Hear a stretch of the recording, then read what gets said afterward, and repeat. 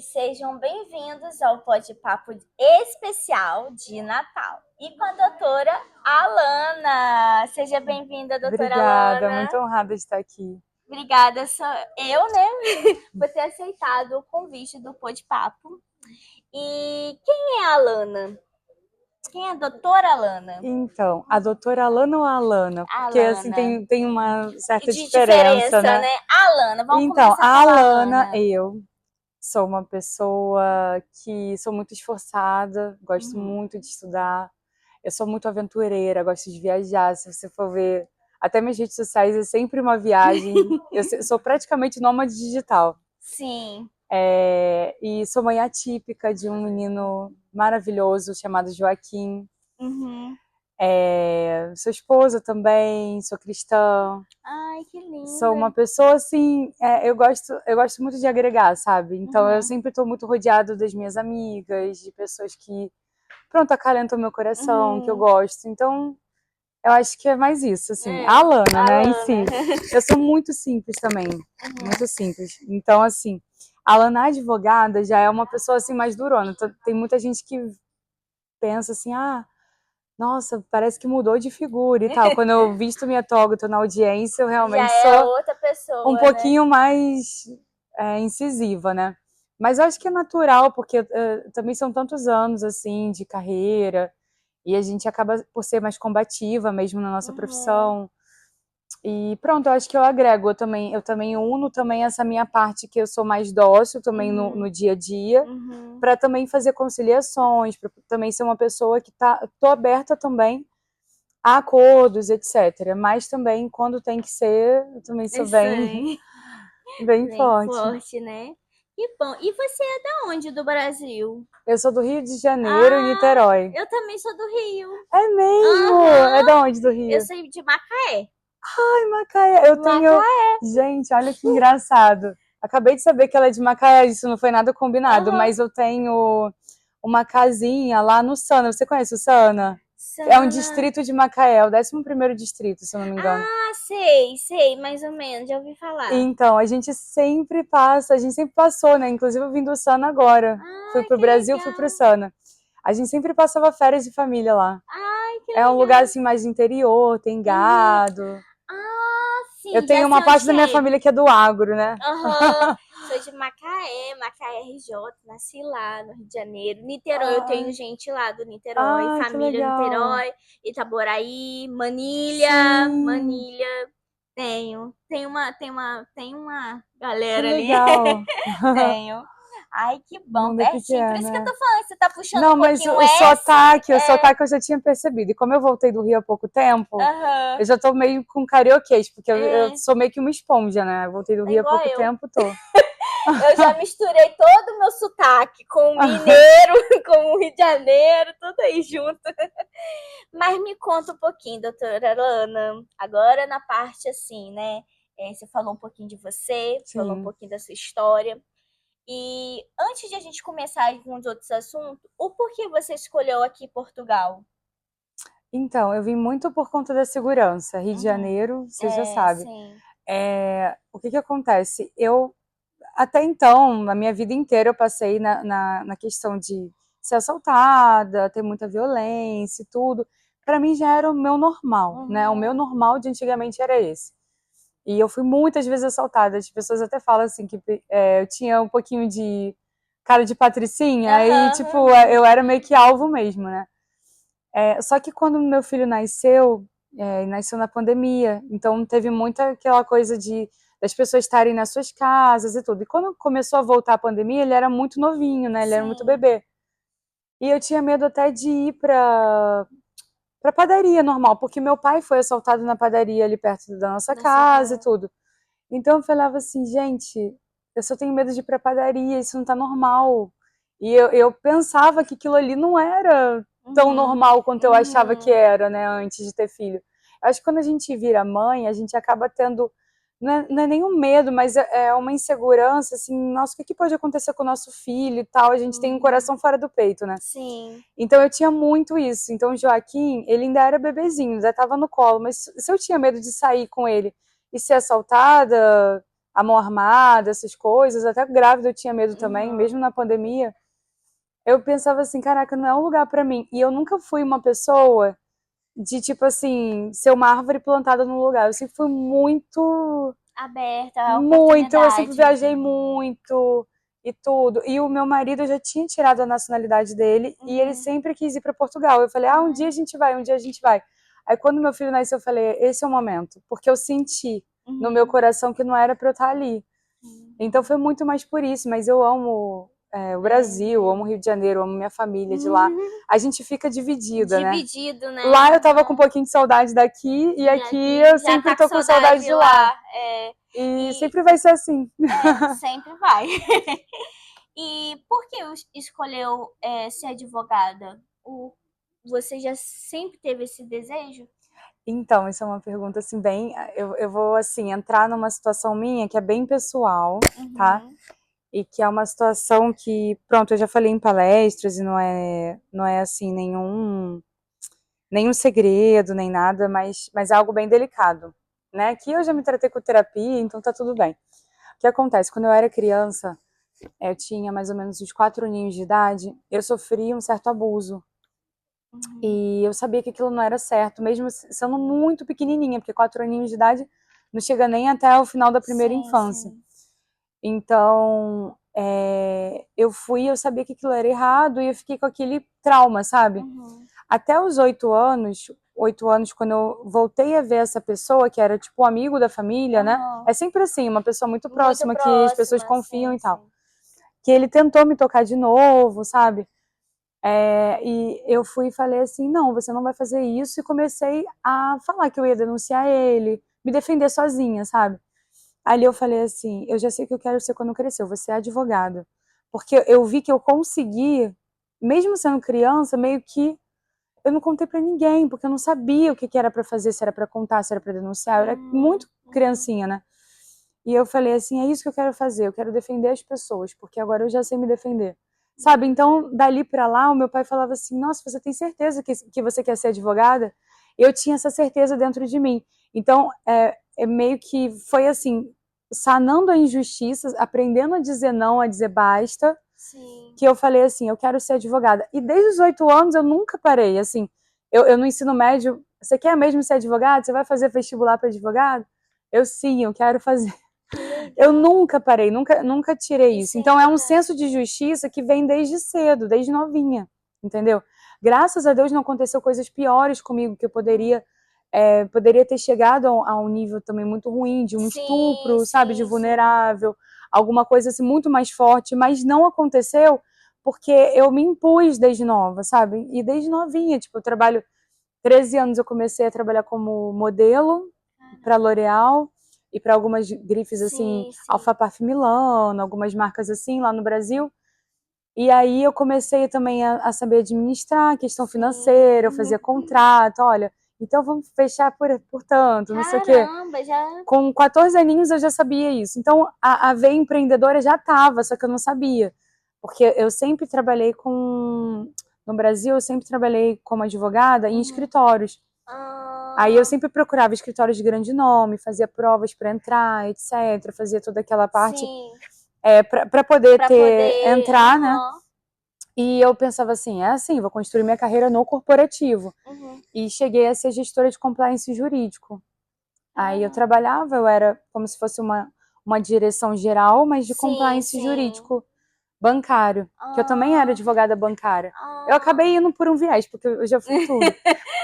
Quando eu cheguei aqui, eu já tinha mais de 15 anos de experiência profissional. Sim, sim. Mas, assim, como advogada, porque, assim, eu comecei a estagiar muito cedo, né?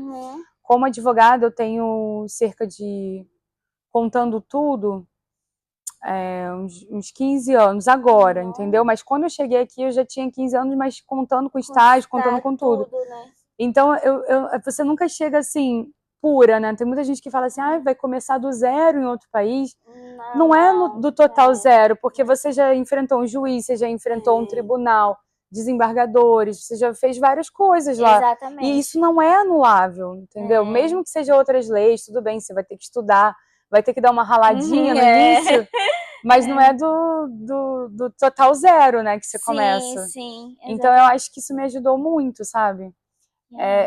Esse senso de justiça sempre foi, eu sempre fui muito assim. Eu sempre fui muito mãezona das minhas amigas, eu defendi elas na escola, contra algumas injustiças e tal. Então é meu jeito. É seu jeitinho. Eu não sei se é outra coisa, tanto que assim, quando eu vim aqui, antes de me habilitar, demorou alguns meses para me habilitar, né, na altura. Uhum.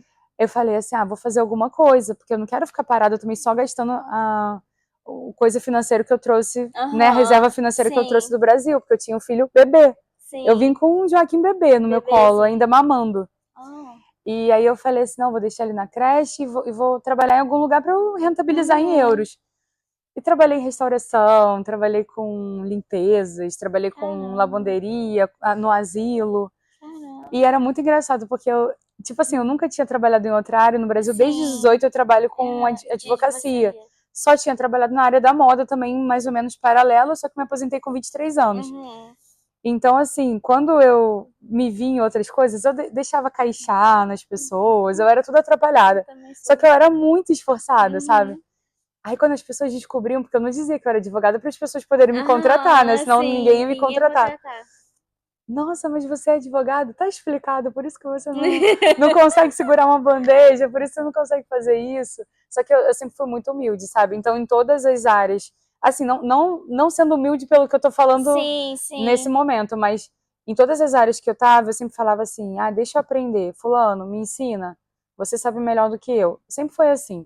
Então, assim, nunca foi assim, eu sou advogada, não vou aprender, não sei o quê. Tanto que, assim, já tive humilhações, já passei por situações, assim, ruins, mas que eu falei assim, cara, tá na minha hora de eu aprender, eu não vou ficar retrucando a pessoa, nem dizer que eu sou isso, que eu sou aquilo. Não é a hora. Eu tenho zero ego como advogada, zero ego total. Então, assim, voltei para minha profissão, eu acho que isso foi legal, porque construiu a pessoa que eu sou hoje, bem mais humana, eu entendo a situação dos meus clientes, quando meus clientes chegam, eu penso assim, poxa, eu já passei por isso, eu entendo o que eles estão sentindo. Então eu acho que isso... Já vivi isso e tal. Sim. Talvez foi até um aprendizado que Deus botou, fez para você passar, para depois começar. Sim, com certeza. Né? Com certeza. E como advogada agora, a gente ouviu um pouquinho sobre a Alana, né? E agora vamos ouvir sobre a doutora Alana, o modo advogada. E sobre a advogada, o que você, assim, às vezes tem muita gente que sai do Brasil e vem para cá, né? E talvez tenha uma profissão. Sim. E não sabe como começar na sua profissão. Tem alguma dica de... Sim. Tem uma mega dica. Na verdade, até antes da pessoa vir para cá, ela consegue fazer a equivalência do diploma dela. Então, assim, isso é muito importante saber, porque cada ordem, por exemplo, eu sou inscrita na Ordem dos Advogados Portugueses, né? Sim. Que é a minha ordem. Mas existe a Ordem dos Enfermeiros, existem dos arquitetos, existem vários tipos de ordem também, dos médicos. Então, assim, cada ordem, ela tem uma série de exigências para você se habilitar no local. Então, por exemplo, eu conheço pessoas que desde o Brasil já mandaram os seus diplomas, já apostilados, tudo certinho, validados pela lei, para o DGES. Eu até posso indicar também esse site, é um site público que você entra, DGES, né? Que você entra e você consegue lá verificar mais ou menos qual o local, né? Você escolhe a universidade e se eles aceitam sua grade curricular e fazer uma equivalência, uma equiparação. Essa grade curricular, ela tá igual à grade curricular do Brasil? Vocês fazendo a equivalência e procurando a ordem respectiva, ou seja, eu sou a ordem dos advogados, mas a pessoa procura... Esse dia eu conheci a bastonária da Ordem dos Enfermeiros, a ex-bastonária da Ordem dos Enfermeiros. E ela falou assim, olha, tem vários enfermeiros também brasileiros que fazem equivalência e se inscrevem também na ordem. Ela estava me contando isso. Então, procurando a ordem encaminha você, olha, eu preciso... Por exemplo, a maioria das ordens dos advogados, não só em Portugal, mas como em outros países, elas falam assim, nós precisamos do inteiro teor do seu processo da ordem do Brasil, por exemplo. Você não pode estar com a ficha suja, não pode ter tido alguma condenação como advogada, porque existe também a condenação administrativa como advogada, né? Que é uma punição e tudo. Então, se você tiver com a ficha limpa, tiver com com um processo todo ok, você pega o inteiro teor dele, não só aqui para Portugal, mas em vários, porque eu tenho colegas também que são habilitados em vários outros países. Você pega o inteiro teor e você se habilita naquele país. Aí ele vai pedir habilitação literária, que é a habilitação também da equivalência do teu estudo, mais a habilitação daquela ordem. E aí você vai entrar por um processo administrativo.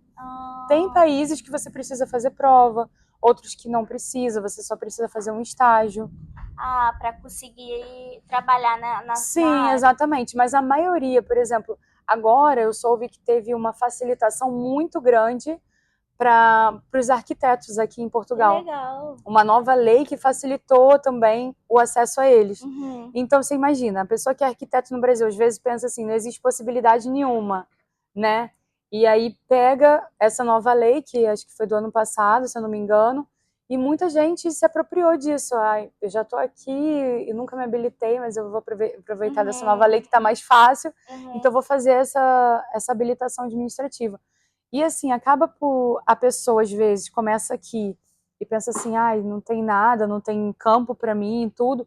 E ela vai descobrindo, até nos próprios cursos que eu fiz, quando eu me habilitei, eu fui conhecendo outros advogados e fui abrindo o meu campo de atuação, fui abrindo as possibilidades também aqui. Então, assim, você vai estando inteirado, vai começando a trabalhar, vai se expandindo tanto a sua cartela de clientes quanto o seu know-how também de atuação. Legal. É bom essa informação pra gente, porque muita gente até me perguntou, Rafa, pergunta lá da doutora Alana sobre isso. Eu falei, vou perguntar. Pode se habilitar, sim, é muito bom se habilitar. Eu acho que deve, sabe? Porque não só por eu ter me habilitado também aqui, de eu ter sido em Portugal, no Brasil e aqui, porque eu vim aqui tão um pouquinho desesperada para fugir da violência, etc. Mas vim com todos os documentos. Só que eu falei assim, se não der certo, tudo bem, é um país que eu escolhi morar, eu mudo de profissão, não sei o quê. Só que, no fundo, eu sabia que ia dar, sabe? Eu tinha um pouco de esperança, porque eu já tinha visto outros colegas também meus se habilitando aqui. Eu pensei assim, poxa, se eles podem, por que eu não posso? Eu acho que é muito bom a gente ser essa pessoa que a pessoa vê que você fez e ela se inspira em você. E eu tenho outros colegas também, advogados, que se habilitaram aqui, me perguntaram, poxa, doutora Alana, isso é possível e tudo? Poxa, é super possível, é só você ir por esse caminho e tal. Ah, mas agora tá impossível porque a lei mudou, etc, para os advogados. Tem muita gente que fala isso. Sim. Só que não tá impossível. Tem vários, o brasileiro não desiste nunca, né? Tem vários colegas se habilitando, mesmo estando em outra lei, assim, um pouquinho mais severa. Não é que seja mais severa, é porque agora, antigamente, era uma situação que abria as portas para os brasileiros, que era diferente de qualquer outro advogado aqui. Era tipo como se fosse uma situação assim de cooperação entre os países, sabe? E agora não, agora nós estamos como qualquer outro país. Então não quer dizer que tá pior pra gente, é porque tá igual a todos os outros países. Por que também teve essa fechada de porta? Porque se essa cooperação continuasse, a gente ia ser praticamente, só ia ter advogado brasileiro aqui, entendeu? Porque estava aumentando significativamente. A gente tem muito brasileiro em Portugal também, né? Muita gente que migra para cá. Então eles tiveram que dar uma fechada para que ficasse tão igual e tão difícil ou burocrático quanto os outros países. E continua se habilitando brasileiros. Isso não significa que não pode se habilitar. Pode se habilitar. E às vezes a pessoa pensa assim, mas agora não é tão fácil, não sei o quê, e perde aquela oportunidade, mas não tem nem mais tantos requisitos a mais, sabe? É verdade. Às vezes a pessoa tá achando que é uma muralha muito grande, e não é. É verdade. Tanto que eu vejo colegas se habilitando a todo momento. Então, assim, não é impossível, tá? Eu sou sempre a pessoa que vai dizer assim, vai lá. Eu sou muito assim com minhas amigas, com as pessoas que eu tô perto. Eu nunca gosto de colocar barreira maior do que é. Eu gosto até de falar que é um pouquinho mais fácil para a pessoa poder ter mais gás e poder ir. Né? Porque Incentivar, né? eu acho que se você coloca um bloqueio, já tem um bloqueio mental da própria pessoa. Você imagina se eu também coloco um bloqueio e digo, não vai dar. Não tem como, não vai dar certo. Esquece. Tudo tá aqui também, né? Exatamente. Tudo começa aqui. Exatamente. Ai, doutora Alana, muito obrigada. Que conversa Que isso? gostosa. Que conversa Eu falo gostosa. demais, né? Vocês estão Não, mas percebendo que eu eu falo mais do amei. que, Eu amei. do Foi que a pessoa tão, do tão pod. assim, sabe? Tão Foi, bom. fluiu, e Foi. assim, você me perguntou coisas que eu não imaginava e que fluiu também. Foi tudo Deus, porque eu sabia. Eu ia perguntar outra coisa. Que Mas legal. que bom que foi fluindo conforme Deus sempre quer. E para finalizar, a gente tá no final do ano. E eu Aham. queria que você falasse um pouquinho sobre gratidão de 2025. Ai, gente, nossa, não posso nem me emocionar agora, porque eu tava falando esses dias sobre isso, porque, cara, eu acho que gratidão é tão importante quanto a gente respirar, sabe? E eu não tô falando isso assim só de clichê, porque gratidão é importante e tal, não. Eu tava falando isso há pouco tempo, inclusive até fiz um post, acho que minhas amigas também viram, e meus seguidores também, sobre isso. É tão duro, é tão assim, amargo também pra pessoa que ajuda. Ter uma pessoa ingrata, ter uma pessoa que não reconhece aquilo, ter uma pessoa que coisa. É. É tão duro que, tipo, quando você tá do outro lado e você recebe, é praticamente. Eu sinto pra mim que é praticamente uma dívida. Eu tenho pessoas que me ajudaram desde que eu cheguei aqui, que eu nunca vou esquecer. Eu tenho até uma amiga que fala assim, amiga, que besteira, você fala pra mim, você fala o tempo todo que eu te dei boleia, lá quando você chegou, em 2021, não sei o quê, e agora você tá falando. Você fala disso até hoje, a gente já tá assim, outro ano, você tá em outra situação, você já tem o seu carro, você já dirige, não sei o quê, e você fica falando que eu te dei boleia naquele tempo. Eu falei, eu nunca vou esquecer isso. Eu acho assim, que o fato de você não esquecer quando alguém te ajudou faz você ser grato e faz você também ajudar as outras pessoas, porque é praticamente uma corrente do bem. Então, para mim, gratidão é tudo. É uma coisa impulsionadora, sabe? Eu nunca vou parar de ser grata porque alguém é ingrato comigo, É, é entende? isso. E nunca vou parar de ajudar porque alguém também não me ajudou. É isso. Mas eu acredito que seja uma corrente do bem. E toda vez que tiver alguma coisa ruim, que quebre comigo. Que quebre comigo e que eu seja sempre a válvula que ajuda. Quantas vezes as pessoas já não me procuraram e mesmo sendo advogada, eu já falei assim, olha, se você não tem como me pagar agora, tal honorário, você vai me pagar no dia tal, mas a gente vai fazer isso. Eu nunca deixei de dizer, de falar, olha, não faço por conta disso, por conta Uhum. daquilo. E eu tenho pessoas gratas até hoje por mim. Eu tenho pessoas que eu tirei daqui que foram aqui, chegaram aqui enganadas, indo para prostituição e falaram assim, doutora, eu não tenho nada. Meu Deus. Pegaram meu passaporte, eu ajudei a fazer passaporte, eu ajudei a fazer NIF, tudo. E a pessoa, assim, até hoje, é uma das pessoas que. Eu acreditei que a pessoa ia me pagar, tudo certinho, deu tudo certo. E até hoje, uma das clientes mais gratas a mim. Por quê? Porque eu sabia que a pessoa não tinha outra alternativa. Então, assim, você ser um pouquinho humano, acho que uma É. dose um pouquinho de humildade faz também você ser grato, faz você ser uma pessoa boa, uma pessoa que ajuda as outras. Então, eu acredito que tem que ter isso, sabe? Eu tenho que ouvir. Tanto que não é só falar assim, não vou fazer porque essa pessoa não vai me pagar, ou não sei o quê, ou a pessoa não tem boa índole e tal. Eu gosto de ouvir. Tanto que eu tava até há pouco tempo, eu tava ouvindo uma pessoa ali fora, eu tava só ouvindo. Quando chega a hora de eu falar, eu falo muito, mas quando chega a hora de eu falar, eu quero assim saber que eu extraí tudo da pessoa, tudo que aconteceu, entender o coração da pessoa, entender o que a pessoa, o que move a pessoa, Sim. para depois eu falar assim, tá, e eu começo a falar. É. Mas eu gosto muito de ouvir, muito, muito. Eu É. acho que o advogado tem que saber ouvir também. É, e falar na hora certa, né? Sim. E eu sou Exatamente. muito grata a tudo que aconteceu esse ano Que comigo. bom. Nossa, todos os prêmios que eu nunca imaginava. Eu tava esse ano sendo prometida um prêmio. Na verdade, tinha sido indicada para um só. Uhum. E eu cheguei no final, assim, com uma cacetada de prêmios, com uma coisa leva a outra, né? Com um monte Sim. de revista. Tem uma revista que tá chegando agora. Então, assim, eu só tenho a agradecer mesmo a Deus, porque eu não imaginava mesmo Sim. chegar nesse Nesse nível nível, né? e chegar nesse nível assim, de reconhecimento, de tudo. Eu só tenho a agradecer a Deus, as pessoas também que colocaram também fé também nas minhas palavras, fé no meu trabalho, mesmo às vezes demorando alguma coisa ou outra com a AIMA. Eles falaram, doutora, eu confio em você e deu certo. E hoje em dia eles Que estão com o bom. cartão na mão. Então, assim, eu agradeço muito, muito aos meus clientes. Eu não seria nada sem Sempre eles. eles. Então, a Deus, aos meus clientes, a minha família que sempre esteve do meu lado. Que lindo.